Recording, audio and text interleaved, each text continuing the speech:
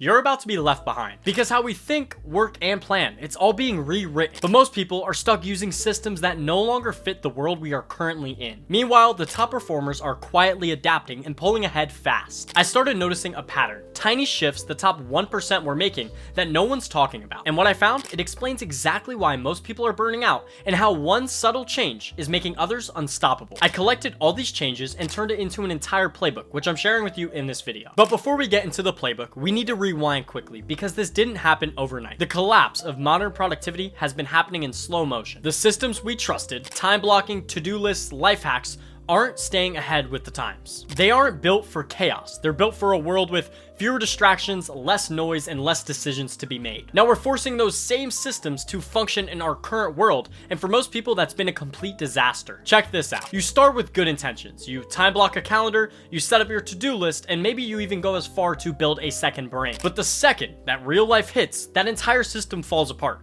It expects perfect consistency, so when you fall off the wagon, it feels like you completely failed. Because of that, you restart, you try with even more discipline, and this time you burn out even faster. That cycle of failing, restarting continues until eventually you just give up. Not because you're lazy, but because that system wasn't built to flex with you. So why does everyone keep using this broken system? Well, it's because it's all we've ever known. This is what we were taught. Plan hard, work even harder, and just stay disciplined. And when all of that doesn't work, you know what the solution is? Trying again with more discipline. But behind the scenes, something's been changing.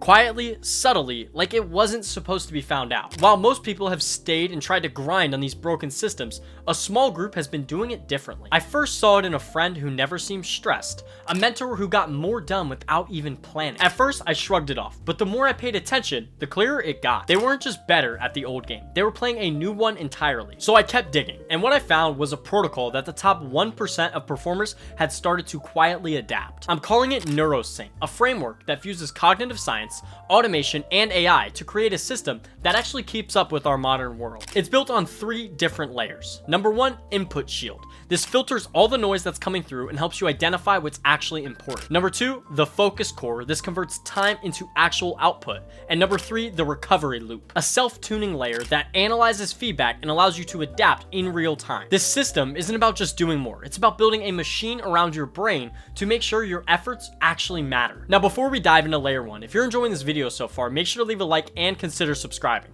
I'm about to hit 1,000 subs, which is my goal for the entire year. Thanks for watching so far. Let's jump right into layer 1, the input shield. What is the core problem with how most people handle information? You let everything in without checking anything first. Tasks, notifications, decisions, deadlines, you allow everything to flood in before you can even figure out what's actually important. This kills your focus before you can even get started. So when I built the input shield, this was the first thing I decided to fix. You start by pre-filtering your inputs the night before. You scan through your emails, your notes, and your messages, and you tag what's actually crucial information. This allows you to focus on only what matters. But like I said before, I don't want this system to have to rely on your consistency, so I built a way to automate it. Now I just snap a photo of my notes or my emails and I send it over to ChatGPT. I tell them to extract any information that could be crucial for me. The friction is eliminated because my inputs are instantly cleared by ChatGPT.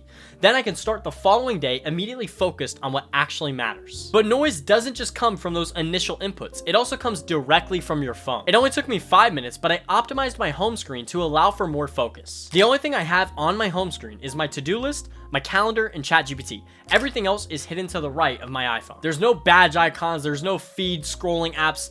Everything on there is supposed to make me more focused. But here's where the input shield actually gets really powerful. It's adaptable. If I'm feeling drained, I don't have to question where it came from. I can instantly look at my inputs and identify where my energy is being zapped. This allows me to figure out what slipped through and what should have been blocked before it ever got to me. It isn't a fixed system. It adapts with your energy levels and your mood. So every single day, week, month, and even the year can look different. Later in this video, I'll go more in depth on how you can make this system fully adaptable in layer number 3. For now, let's move on to layer number 2, the focus core. Your focus is a finite resource. There's only so much of it you can spend per day. The more you allow your focus to leak on useless tasks, the less you could put towards things that actually matter. That was the core philosophy I used when building out layer number 2.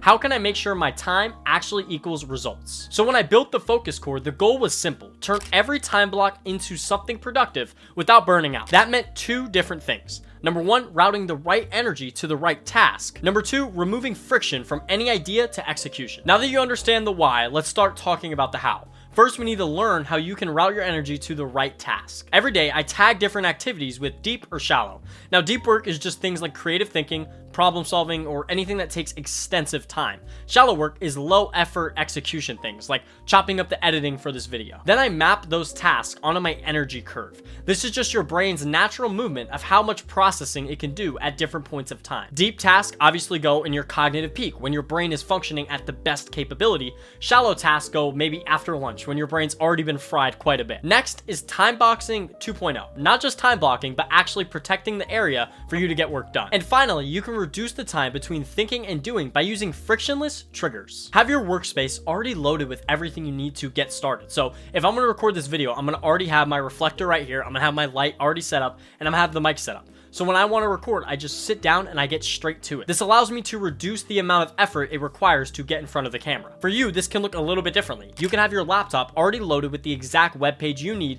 to work on your next project. So when you sit down at your desk, you can get immediately to work without having to worry about anything extra. But sadly, here's the truth. Even the best system breaks when life gets too chaotic. So I built a third layer, not to block out chaos, but to absorb it, so your system can flex with you even when life is at its most challenging.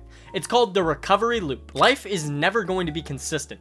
It's always changing, and that's the beauty of it. But most productivity systems assume that you're going to have 100% consistency and 100% discipline. They expect the same output every single day, no matter what you're dealing with. But this is just unrealistic for most people. So when you skip out on the habit or you miss a time block, you're filled with guilt, and then we go back into that cycle of failure, burnout, and just giving up that I talked about earlier in this video. Thankfully, that layer is able to solve this problem for you even when life is falling apart. It only has 3 core mechanics you have to remember. Tool number 1, minimal viable actions. You need to have something that you can default to for every habit or any task, because sometimes you're not going to feel like writing an entire essay. So instead, you can write 1 paragraph, move on. You're still going to feel like a success because you got some work done towards your goals, but you're not going to burn out by forcing yourself to work through a plateau. This prevents the all or nothing trap and allows for automation even on low energy days. Tool number 2, automated tracking. At the end of each day, just take 5 minutes to write inside of your notes what worked and what didn't. You can't have any judgment. You need to be completely honest with yourself. Then you take those notes at the end of the week and you feed them over to an AI that can hopefully spot patterns for you. What's draining, what's working, and where could you make some potential optimizations? And this leads right into tool number 3, system edits.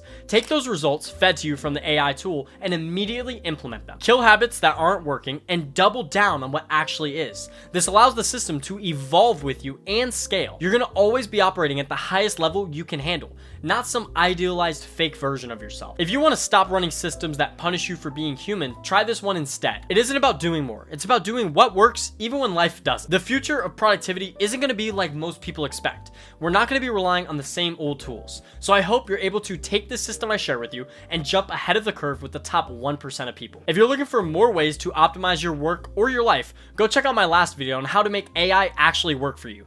Thanks for watching. Make sure to consider leaving a like and subscribe if you enjoyed the video. Hope to see you in the next one.